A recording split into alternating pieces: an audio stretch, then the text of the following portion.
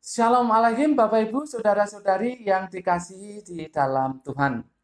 Sebelumnya saya mengucapkan selamat hari Minggu, selamat memperingati kebangkitan Tuhan kita Yesus Kristus. Kita berdoa. Bapa di dalam nama Tuhan Yesus, terima kasih untuk waktu ini. Sebentar kami akan belajar firman-Mu. Biarlah Roh Kudus yang menerangi hati kami, sehingga kami sanggup memahaminya. Dalam nama Tuhan Yesus, kami berdoa. Amin. Bapak, Ibu, Saudara-saudari yang dikasihi dalam Tuhan, hari ini, Minggu 4 April 2021, kita akan belajar dari Yohanes pasal yang ke-20, ayat 11 sampai 18. Yohanes pasal yang ke-20 ayat 11 sampai 18. Judulnya adalah Perasaanmu membutakan akal sehatmu. Perasaanmu membutakan akal sehatmu. Bapak, Ibu, Saudara-saudari yang dikasihi dalam Tuhan, di awal saya ingin cerita pengalaman berkendara di jalanan umum. Saya biasa naik motor. Ini walau tidak semua, tetapi kebanyakan perempuan itu kalau mengendarai motor khususnya, itu berdasarkan perasaan. Jadi mengandalkan perasaannya. Jadi seakan-akan jalanan itu cukup buat dia nyalip, begitu ya. Ini seringkali nyalip, lalu dia nyalip, lalu berada di depan saya. Kadang-kadang ya tidak cepat lagi, lalu saya harus cepat-cepat mengerem motor saya. Itu seringkali yang terjadi seperti itu. Nah, saya katakan tadi tidak semua. Saya yakin ibu-ibu dan saudari-saudari ya, pendengar channel saya ini, mendengar video ini tidak seperti itu. Ya, tapi kebanyakan yang saya jumpai itu perempuan tuh mengandalkan perasaannya. Ketika mengendarai khususnya motor gitu. Jadi cukup berbahaya bagi orang lain. Dan banyak kali yang laki-laki itu ngalah. Jadi dibiarin aja gitu, ngalah. Karena kalau tidak itu sangat berbahaya. Bapak, Ibu, Saudara-saudari yang dikasihi dalam Tuhan, sekali lagi, walau tidak semua. Perasaan membutakan akal sehat. Perhatikan pengalaman Maria. Ini Maria siapa ya? Kalau menurut ayat 1 dari pasal 20 ini, kita tahu siapa dia. Pada hari pertama minggu itu, pagi-pagi benar, ketika hari masih gelap, pergilah Maria Magdalena ke kubur itu, dan ia melihat bahwa batu telah diambil dari kubur. Ya, ini berarti pengalaman Maria Magdalena. Sepertinya Maria Magdalena ini orang yang sentimental gitu ya. Atau sangat perasa. Nah, ini yang membuat dia tidak bisa memahami situasi atau keadaan saat itu. Seperti apa perasaan yang menguasai Maria Magdalena itu? Itu ditunjukkan dengan perbuatan, yaitu menangis. Mari baca ayat yang ke-11. Tetapi Maria berdiri dekat kubur itu dan menangis. Sambil menangis, ia menjenguk ke dalam kubur itu. Di ayat 11 ini ada 2 kali kata menangis disebut. Tapi menarik untuk memperhatikan kata menangis yang kedua. Sambil menangis, ia menjenguk ke dalam kubur itu. Karena kata menangis yang kedua ini dipakai kata eklaien. Itu adalah kata yang dalam bahasa Yunani itu berkala imperfect. Kala imperfect itu berarti sudah terjadi, tetapi dalam kurun waktu tertentu, ya, ada waktu. Ini kalau dijelaskan begini, sambil menangis ia menjenguk ke dalam kubur itu. Jadi Maria itu telah menangis dan menangis gitu. Nah, kala imperfect itu dalam bahasa Yunani dibedakan dengan kala auris. Kalau kala auris itu telah berlangsung, telah terjadi, tetapi seperti kayak potret gitu, cekrek gitu ya, cekrek kayak foto cekrek. Tapi kalau imperfect itu kayak film, ya sudah berlangsung, tapi kayak film. Tetapi kalau auris itu kayak potret, cekrek gitu, sekali aja. Artinya apa? Artinya bahwa Maria Magdalena itu menangis cukup lama. Maria Magdalena menangis cukup lama. Tidak hanya menangis lalu berhenti, tidak. Tetapi menangis cukup lama. Mengapa ini penting dan saya angkat untuk dijelaskan? Oleh karena kalau dia menangis dalam cukup lama, itu jelas menunjukkan perasaannya. Dan saya melihat konteksnya, ini berarti perasaan yang sangat sedih. Sangat sedih. Masa iya dia senang gitu ya, lalu menangisnya lama?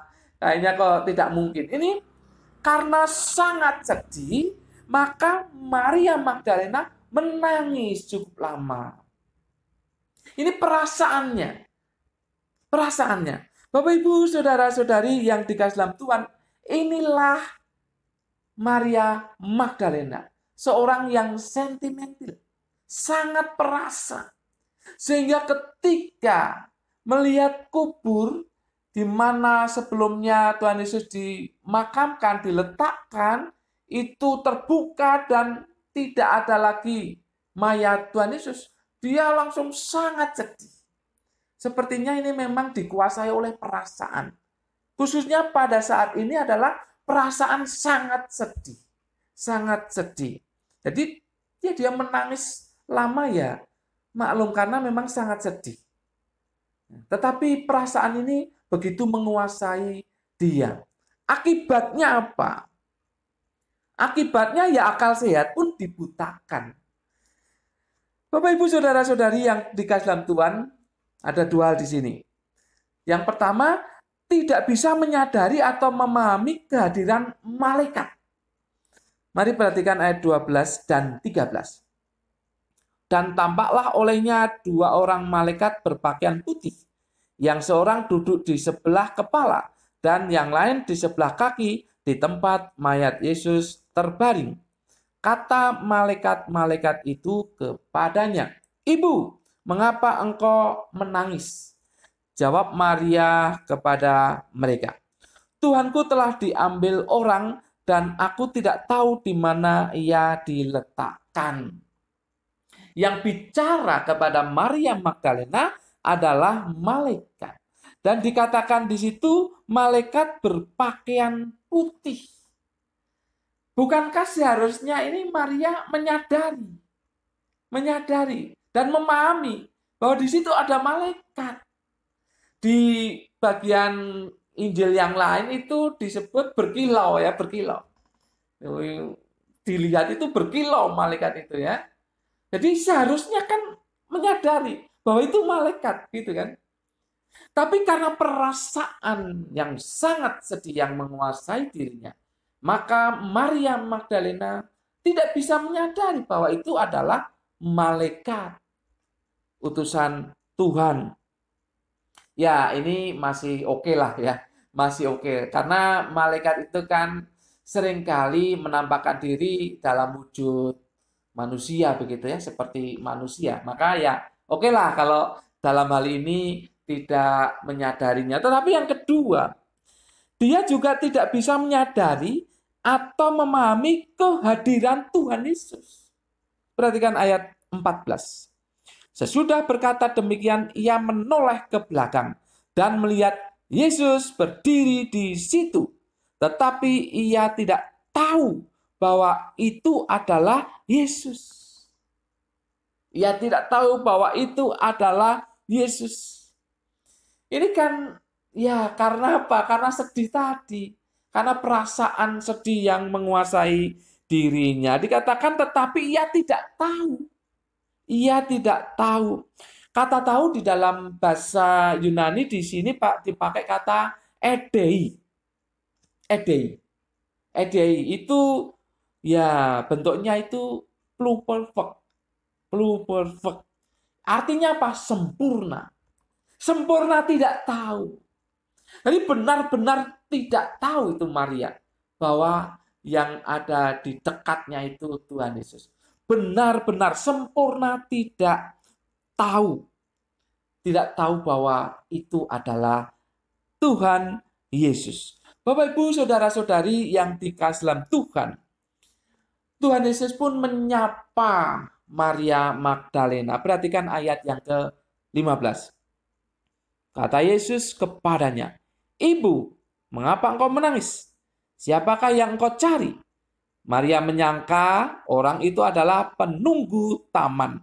Lalu berkata kepadanya, "Tuhan, jikalau Tuhan yang mengambil dia, katakanlah kepadaku, di mana Tuhan meletakkan dia, supaya aku dapat mengambilnya." Ini Tuhan Yesus sudah menyapa Maria dengan sebutan, di sini tidak sebutan Maria, tapi sebutan ibu. Jadi sebutan umum. Maria masih tidak menyadari, tidak memahami bahwa yang berkata kepada dia itu adalah Tuhan Yesus. Kenapa? Ya karena dikuasai oleh perasaan yang sangat sedih itu. Oleh sebab itu kemudian Tuhan Yesus menyapanya dengan tegas dan perhatikan ayat yang ke-16. Kata Yesus kepadanya, "Maria." Maria berpaling dan berkata kepadanya dalam bahasa Ibrani, "Rabuni." Artinya guru. Tuhan Yesus sampai menyapa namanya. Saya yakin ini dalam nada yang lebih keras. Nada yang lebih keras. Karena tadi kan tanda tanya, "Ibu, mengapa engkau menangis?" Ya, sepertinya pelan saja. Tetapi ini tanda seru. Maria. Maria. Itu berarti dengan tegas. Dengan tegas.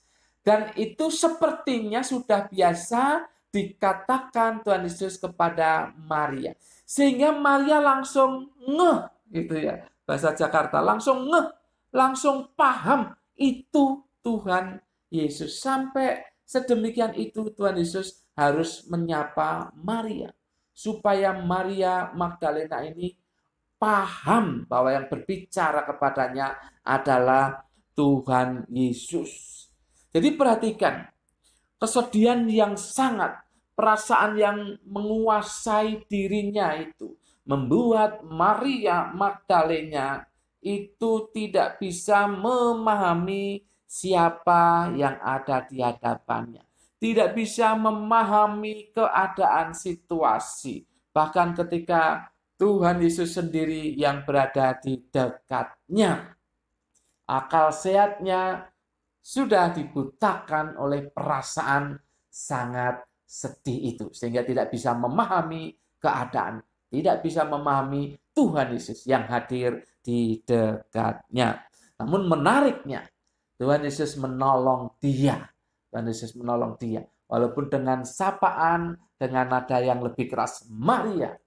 Tetapi itu menolong Maria langsung ngeh, langsung paham. Oh itu Tuhan Yesus. Maka dia katakan Rabuni, guru. Bapak Ibu saudara-saudari yang dikasihi di dalam Tuhan.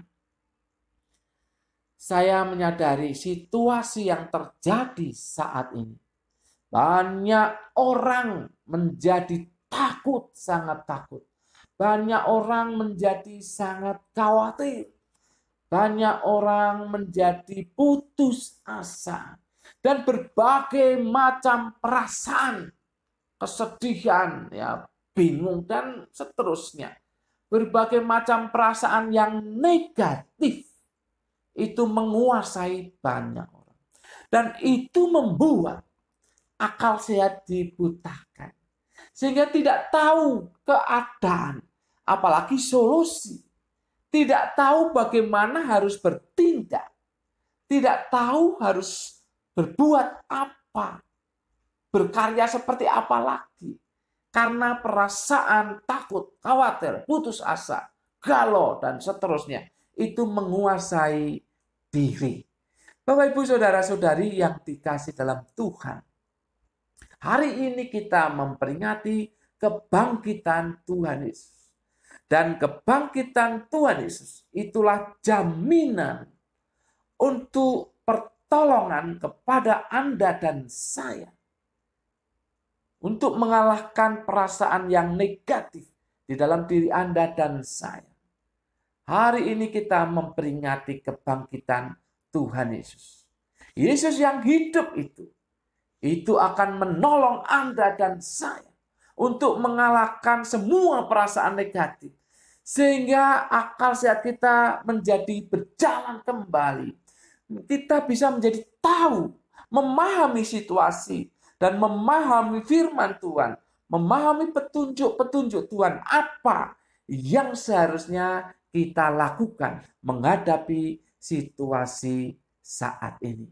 Bapak, Ibu, Saudara-saudari yang dikasihi dalam Tuhan. Oleh sebab itu, saya ingin tegaskan, ketika Anda dikuasai oleh perasaan negatif, apapun itu, takut, khawatir, putus asa, galau, dan sedih, atau ya sejenisnya, maka ingatlah bahwa Tuhan Yesus hidup dan berada di dekat Anda. Tuhan Yesus hidup dan akan menolong Anda. Ingatlah itu. Ingatlah itu. Sehingga kita bisa menjalani kehidupan dengan jelas, dengan terang. Langkah-langkah kita dengan mantap. Karena kita tahu, bisa memahami, Tuhan memberikan petunjuk apa yang akan dan harus kita lakukan. Nikmati peringatan kebangkitan Tuhan Yesus itu dengan mengevaluasi diri supaya kita bisa mengalahkan segala perasaan negatif. Dan kita akan tampil sebagaimana Tuhan sesudah menang. Kita akan menang menghadapi segala persoalan kehidupan kita. Karena kita paham akan firman Tuhan, kita paham akan petunjuk Tuhan, kita paham akan apa yang harus kita lakukan. Amin. Mari kita berdoa. Bapa, dalam nama Tuhan Yesus, terima kasih untuk firman-Mu yang sudah kami pelajari. Biarlah kami ditolong oleh Roh Kudus untuk melakukan dalam hidup kami sehari-hari. Supaya kami bisa mengalahkan segala perasaan negatif yang mungkin saat ini menguasai kami. Kami berdoa kiranya kami mampu diberikan kekuatan juga oleh Tuhan. Sehingga kami mampu melangkah dengan baik, memahami situasi dengan baik, dan tampil sebagai pemenang dalam hidup ini. Terima kasih Bapa, dalam nama Tuhan Yesus. Kami berdoa dan mengucap syukur. Semua yang percaya katakan, amin. Tuhan memberkati Bapak, Ibu, Saudara-saudari senantiasa